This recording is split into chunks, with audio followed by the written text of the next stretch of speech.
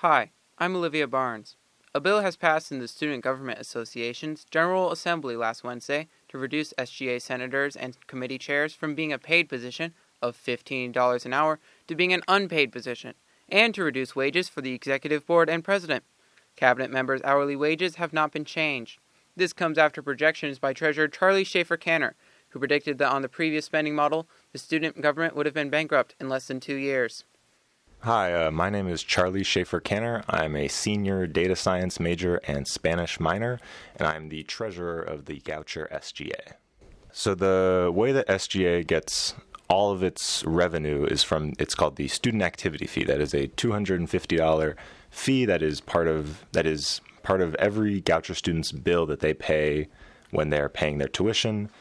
Of that $250 student activity fee, $100 of it goes to SGA. That funds all of our organizational expenses, such as salaries, paying for club expenses, the textbook assistance program, initiatives like that. A little bit more information about the student activity fee is that number is based off of the exact head count that is determined of exactly how many full-time undergraduate students are at Goucher College. And that number cannot be calculated until the add drop period is over. So that usually takes, we usually don't actually receive the money until maybe late September or October. So upon receiving our student activity fee number for this year, we were looking at our finances again, and we were adding up our expenses, adding up our payroll, adding up all the programs we do. And then upon doing it for 1 year, it looked all right. And then we projected it out for 3 years, and we saw that it keeps going down. Upon seeing that, we determined that changes had to be made to ensure the long-term success of the organization. After the bill passed last night, the student government's its finances are still on set to go below zero rather than a year ahead, but 2 years ahead. Are there currently any plans for any cuts or changes in the future to address that issue at large? So yeah, the wage cuts. That is the first step in righting the ship. It is a Band-Aid, not a cure. Doing the wage cuts is the necessary first step, but more cuts will have to be made. What those cuts specifically will be has not been determined yet, because it's a big decision that has to be made, and we want input from all of us in cabinet and all of the senators so we can come to a group decision about the long-term success of the organization. The reason the wage cuts were the first priority is because, one, there's such a substantial portion of what our budget makeup was, what our spending makeup was, and two, we just felt like it was we couldn't justify cutting from services that we provide before we cut from our own wages first. We felt like it would be improper and against the mission of what SGA ought to be providing for the students. One of the plans that was proposed by senators at the meeting was cutting the wages of everyone, including the executive department. Are you considering this in any way? And if not, why? As far as considering it, at least for this academic year, that is not something that we are currently in the works of working towards. Like I mentioned earlier, I'm a senior, so I'll be graduating after this year. So who knows what the future will hold. In terms of cutting all wage bill, the entire wage bill of SGA, in my opinion, I feel like the end goal of SGA, what we're really trying to do is to represent and provide services for the student body.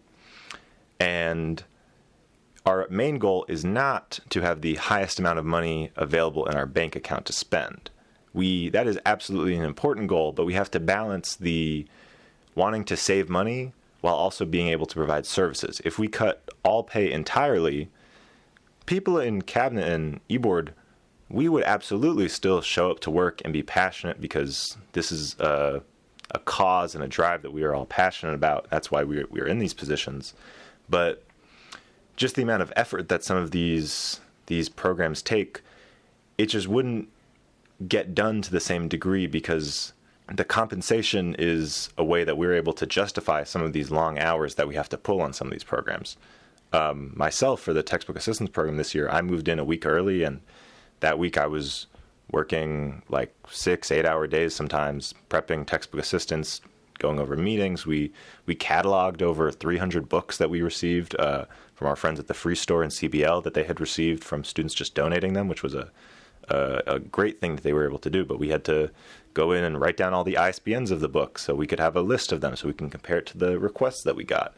And all of this work, it's a lot of work, and it's absolutely something I'm passionate about. But if I'm being honest, I don't know if we don't move in early to start working on that, then that's 1 week that the program is set back, and that's one more week that students have to wait for their books. And if you need your book to do homework, that week can really make a difference. So the effect that that eliminating all e-board wages would have, or all cabinet wages would have, would be, I think, greaterly felt throughout the services that the organization provides.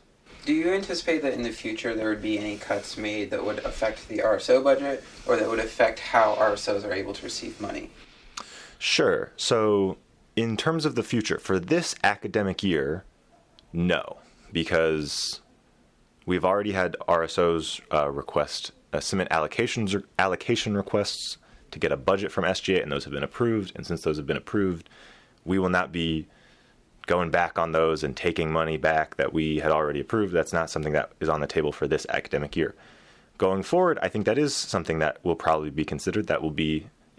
Should it be considered, it will absolutely be done with RSO leadership input, and it will also probably be done without my individual input, as there will be a new person in my role next year as treasurer, and they will be the person who will be managing all of that. I'm sure I will be able to have input and help the preparation of it if this is something we start to move forward on in the spring. But that is not one of the immediate places we are looking to make cuts, simply because we cannot yet. One revenue stream that we have discussed that I believe we are in the process of looking into, seeing how it would work, is reaching out to various alumni for donations. I know that we have, Goucher in general has a lot of notable alumni, and I believe there are quite a few notable Goucher SGA alumni that are still in the Baltimore area. Congressman-elect Johnny Olszewski and Baltimore City Council President-elect Zeke Cohen are two that come to the mind off the top of the head. The two of them, I believe, were both in the Goucher SGA when they were Goucher students, and I know we have a large alumni network, so that's absolutely something we're looking to work with the advancement office to see how that can help with SGA to set the organization up for long-term success in the future. In addition to reduced pay, the maximum hours that officers can be paid for has been reduced, with the entire executive branch limited to just 15 hours a week at $15 an hour. The biggest cut comes to the president's office. The president previously was paid $19 an hour for up to 20 hours a week. Emma Kistner was elected SGA president last spring after serving as vice president under former president Olivia Reichart. Yep, so my name is Emma Kistner. I am a senior. I am currently double majoring in history and literary studies, and I am the president. Your wage your wage is based off of you being paid for, the new plan was 15 hours a week. Under the previous plan, it was under, I believe, 19 or 20 hours a week? Yes. Could you break down for me how those hours are usually divided? Mm-hmm. So typically, it depends upon the number of meetings that I have scheduled. We try to have a biweekly or monthly meeting with Dr. Camp. Originally, they were more biweekly when I first started as VP, but due to the nature of everyone kind of being busy, and I think it also did fall on Christian and I just having very different schedules. So trying to find a time led to monthly meetings, but we have those. Then I have a one-on-one meeting with Christian and our advisor, Dr. Carnell, every week. We have our cabinet meetings. Typically, an hour would go towards GA. However, since I have class during that time this year, that's not one of them. Other than that, it's being in the office hours, which is typically why we have them posted. That is going to change a little bit next year, just in ways that we rotate, but that is also more so that we know we're able to be there when we say that we are. And on top of that, it's usually working with the other directors on kind of figuring out what they've been doing throughout the week. Each of them typically has a different project that they're working on. So for example, this week I was checking in with John Dixon, who is our director of student affairs, and Lily Loiseau, who those two are working on doing the AMP Flow programming. I was meeting with Olivia discussing we're working on setting up our Uber program now so that hopefully our transportation assistance program flows smoothly. But then typically, too, going through emails is a big thing. I have to check my inbox and the GSG one. And then when we're not doing that, I'm usually working on updating our website, which has been difficult just because Wi-Fi. So that's what my most recent week looked like in terms of what I'm doing in those hours, but I will say it does depend on what the week is looking like. Recently, I know I've been putting in a little bit less because things have been running smoothly and there haven't been back-to-back meetings that need to be happening, whereas I know at the end of last semester, it was swamped with meetings between President Devereaux and myself, along with Christian and other different administration members trying to connect with students over different things. So, yeah. You mentioned not being able to attend the General Assembly meetings. How does the math of that, of the 20 hours, work out? Do you subtract the hours? Do those hours go somewhere else? Typically, it would depend on how much work I'm doing. For last week, I think I put in the full 20, but the week prior, since I know that we hadn't really gotten a lot of, work that we had to do, or there was not a lot of conversations to be had regarding the implementation of different things. It was more towards 14, 15, and that's, I wasn't at the meeting, but typically it would go towards office hours or other work that I'm doing, but if I'm not meeting that hour that I would be at the meeting, I'm not going to put the time in, because there's just no point.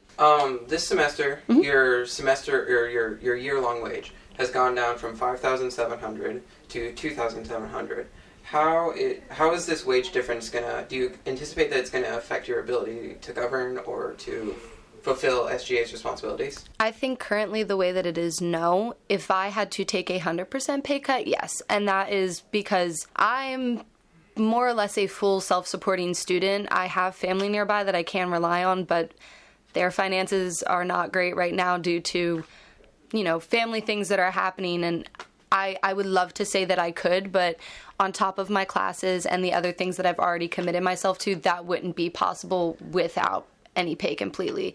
I can plan for a $3,000 loss. Sure, that's going to suck. Sure, I've got about 2 months to kind of figure out how to handle that, but I'm not in it for the money. I'm in it for the work that I want to do, but I also have to be realistic that I cannot give myself 12, 20 hours a week to a company if I'm also not getting something in return.